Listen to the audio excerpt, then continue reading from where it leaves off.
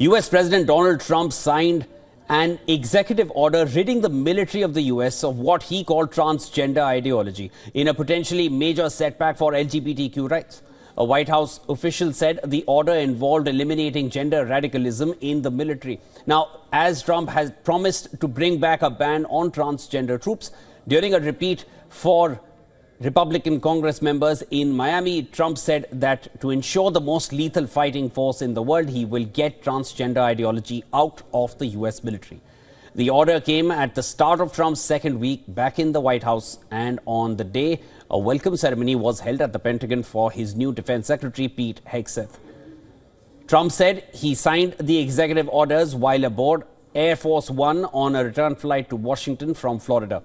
Transgender Americans have faced a roller coaster of changing policies on military service in recent years, with Democratic administrations seeking to permit them to serve openly, while Trump has repeatedly sought to keep them out of the military ranks. The U.S. military lifted a ban on transgender troops serving in the armed forces in 2016 during Barack Obama's second term as president.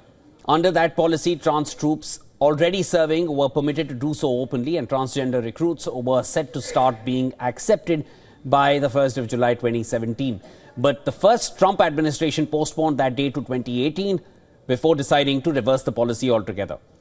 Trump claimed that transgender service members were disruptive, they were expensive, and eroded military readiness and camaraderie among troops.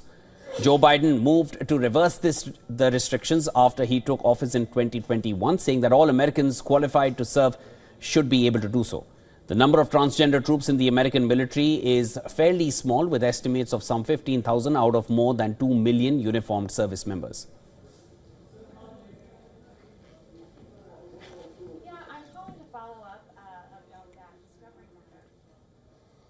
And for more on this, our correspondent Susan Teherani has sent us this report from New York.